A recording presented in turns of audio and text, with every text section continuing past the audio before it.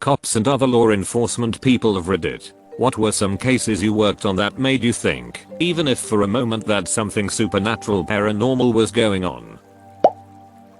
Obligatory not my story but my uncle's. Years ago my uncle told us about a woman who would call the police station just about every night claiming that fairies or elves were breaking into her house stealing her food.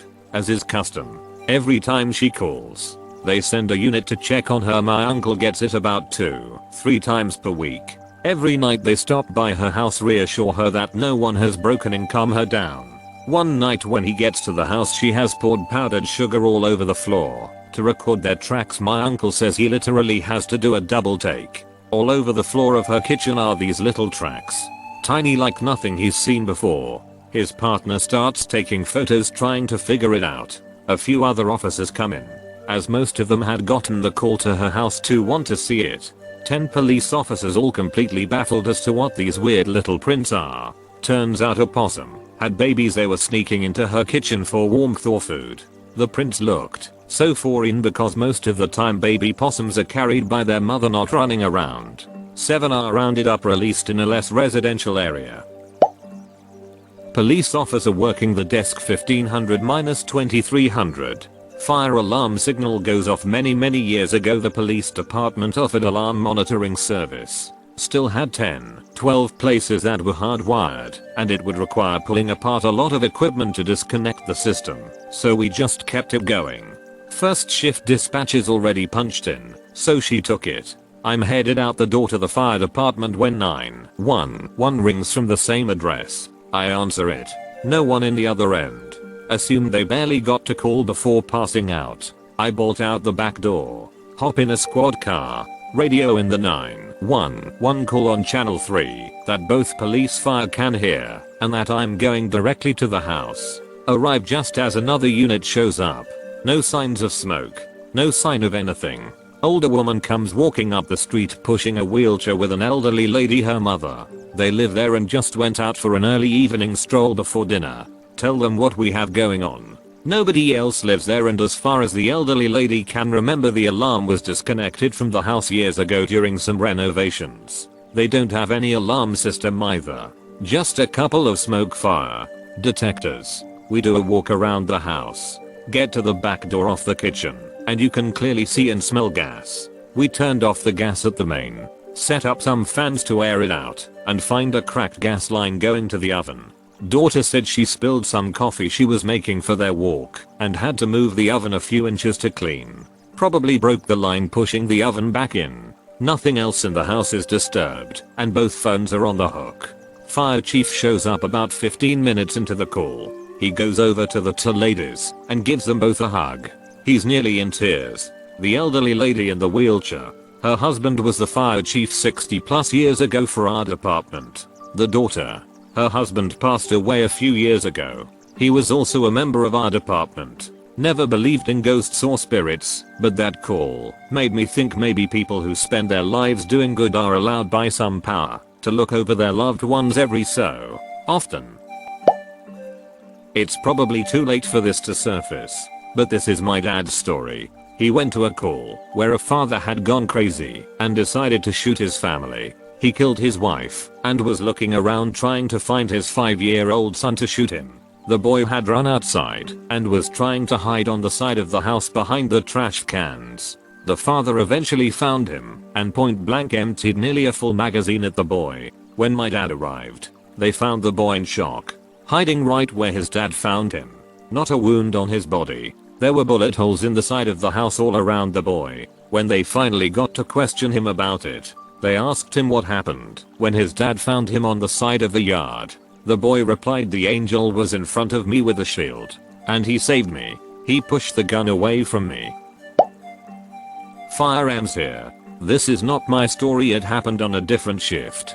But captain working overtime with us one day told it to us, and it creeped me out. The captain was on the first due engine company that was dispatched to a residential fire alarm in the middle of the night. Our dispatch protocols require us to send the first due unit emergency to a fire alarm, while the second due engine and ladder company respond routine. We go to tons of fire alarms and 99% of the time they are caused by a faulty system or burnt food.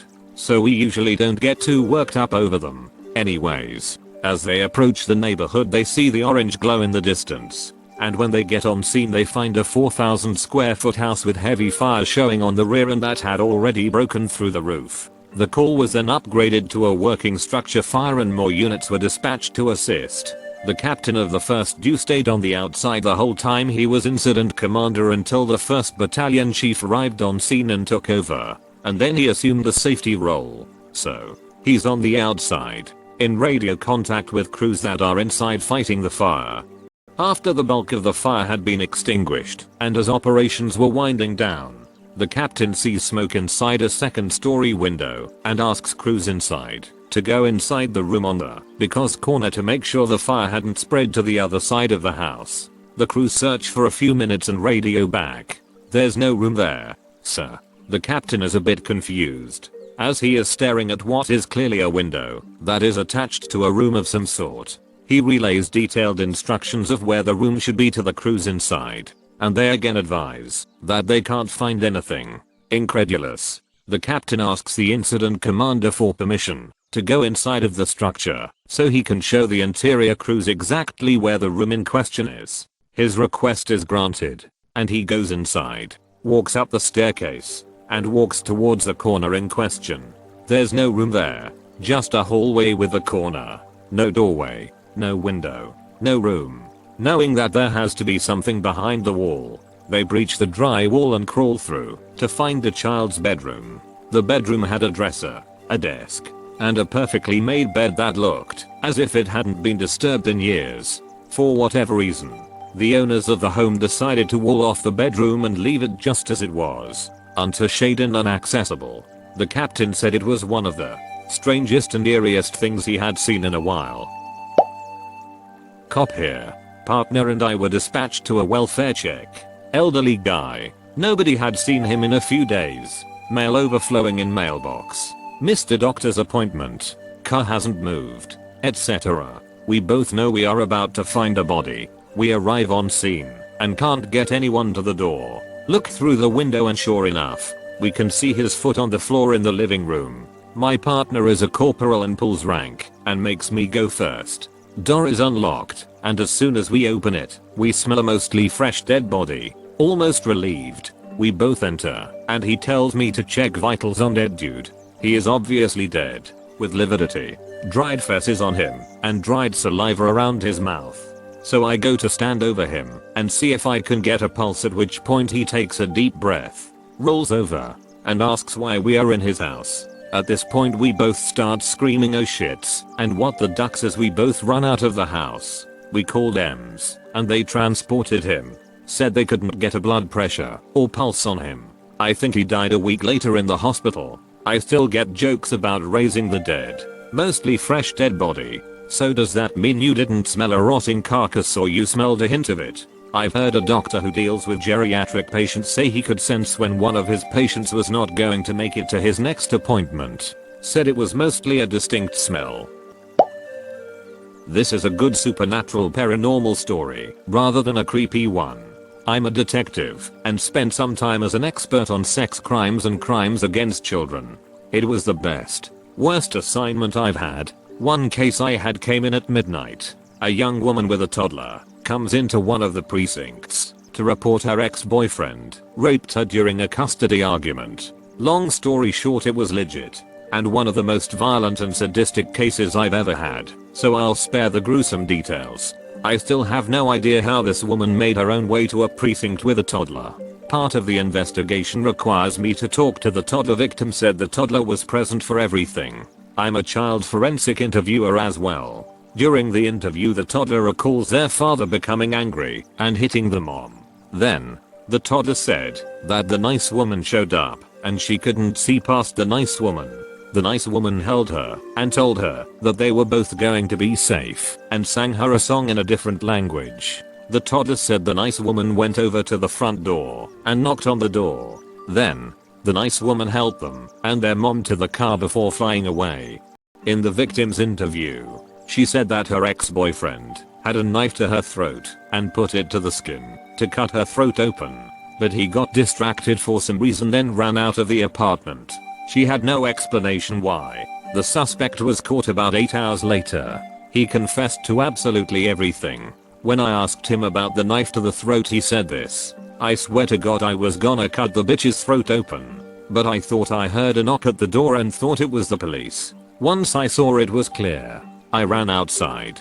He is now serving life in prison. And the mom and toddler are safe and doing well. I'd love to know more about the nice woman. Edit. Wow, this blew up. I'm going to answer a few of the questions here and then turn my phone off so I don't waste a rare day off talking about work. 1. Yes, this is a real account of an interview I did. I feel comfortable sharing because I am protecting the identity of the victim and the case has been adjudicated. It's technically public information, but a FOIA request could both confirm this account and take away anonymity for the victim. I'll leave the details where they are. 2. I'd love to know more and would have loved to ask more questions. But a rule about child forensic interviewing is that the interviewer cannot introduce any information that the child hasn't introduced themselves. This is to reduce suggestibility. Open-ended questions did not reveal any further details. 3. There is a rational explanation that children in crisis develop alternative narratives to cope with trauma. You can decide.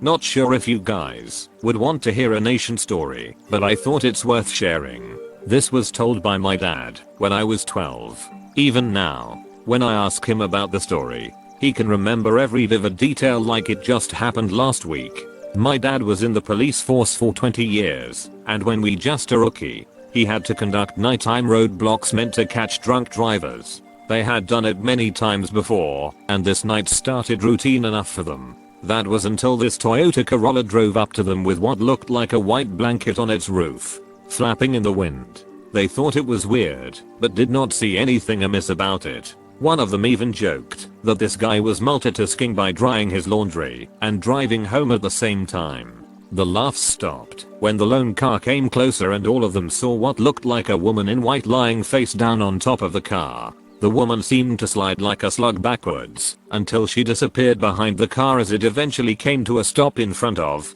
them. It took a few minutes for my dad's team to compose themselves as they stared at each other, as if to say, "You guys saw that right?" The most senior of them finally stepped up and shot the usual questions to the driver. There was a noticeable quiver in his voice as he made conversation and asked him to step out of the vehicle. My dad's team inspected the whole vehicle, including the boot, and found nothing strange in it. The driver was a good-looking staff sergeant in the army who was heading home from a company event earlier that night and admitted to have had a few cans of beer. He said he laid down in his bunk to sleep it off, hence why he was driving home at that time. It was 4 a.m. He passed their sobriety test and they started to ask him if he saw anything weird during his drive. Initially he said no, but after more questioning, he mentioned that he had to swerve to avoid what looked like a bird that was flying upside down. It was spooky, but didn't think that was a detail worth sharing with police officers. The senior then told the guy to chill out at a 24-hour coffee shop before heading home. The locals believe that if a malevolent spirit follows you, making a pit stop confuses them, so they can't set up shop in your house. After some confusion of his own, the driver finally caught on and nodded in agreement. After the guy leaves, they call into the station and cut the night short. Never knew what happened to the driver. Hope he's alright. I'm a CNA in a local hospital. One of my patients just had a quad bypass open heart surgery and I went in to check her vitals. The room was dim and the hall was quiet. I'm looking at her, and in the corner of my eye I see something drop from the ceiling out of nowhere. It makes a big clunk sound, and I turn to see what it could be. There's nothing there. At that moment my patient looks up at me and say, "My dad's here." Passes back out. I finish my job and leave. When I would go to that floor again as a floater, I would hate to go into that room. I'm a CMA. Was working night shift in an Alzheimer's unit. All of the residents were in and out with their lucidity. One lady seemed to be having hallucinations, which was pretty common for those residents. She insisted her husband was there and she talked to him, scooted over so he could sit next to her, etc. etc. Just generally acted like there was another person was there when there wasn't. Her husband, Jim, had been dead for a couple of years. She seemed happy, and there's no point arguing with someone with dementia anyway. So we left them to visit. After a while she quiets down and says Jim left. Across the hall the lady in that room turns on her call light. Her complaint: "This man won't get out of my room. We don't see anything," and ask what man. "Who is it?" She turns to the nothingness beside her bed and says, "Who are you?" Then turns back to us and says his name is Jim. When I was 21 I was employed as a security enforcement officer through a local private investigator firm. I know I wasn't technically the level you're asking for, but I've always wanted some place to share this story. I spent a 12p12a shift at an upscale theater, and then my boss called me and told me I was assigned to a YMCA construction site that everyone kept calling out from. The sooner I could come in the better, he said. So after working 12 hours at the theater, I spent another 3p 8am at that site. By the time I arrived home, it was around 9:30 and I was so tired I could barely keep my eyes open.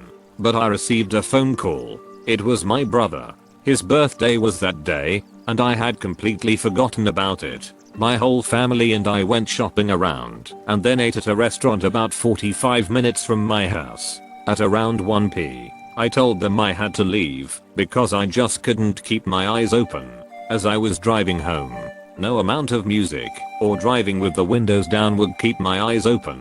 I started drifting into the opposite lane of traffic. I decided it was best if I pull over. I looked around, and there was an ice cream shop. So I stopped in. It was a weird place for it to be, because the highway I was driving on was a smaller country highway, and it was on the outskirts of town. So an odd place to put a shop that would seem to rely on foot traffic. There was a woman out front asking if I had stopped for ice cream. I didn't want to be a dick and just tell her I wanted a nap. So I said yes. I went inside, and it was rather junky. It looked like they bought furniture from old barbecue restaurants and threw it at random into the building. The same woman was now behind the counter. I said I wanted 2 scoops of chocolate on a cone and pulled out my bank's debit card. "We don't take cards here," she said. She handed me the ice cream cone.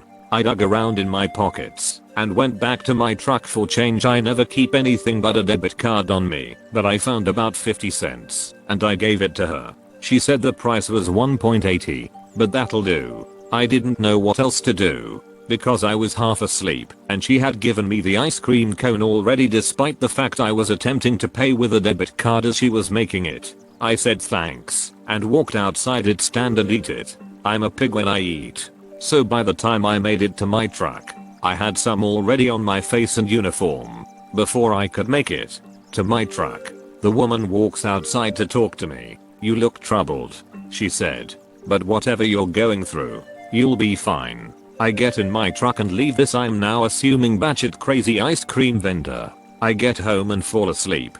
The next day I'm getting my uniform ready when I see chocolate ice cream on my uniform shirt. The ice cream shop wasn't far away from my house, so I felt I should go pay her what I owed. I pulled up to the building, but it was locked. Their building was empty and there was a sheet of dust caked over the doors like no one has touched them in years. Fixing autocorrect mistakes. Writing this while on the phone in the bathroom was not the best way to write my story.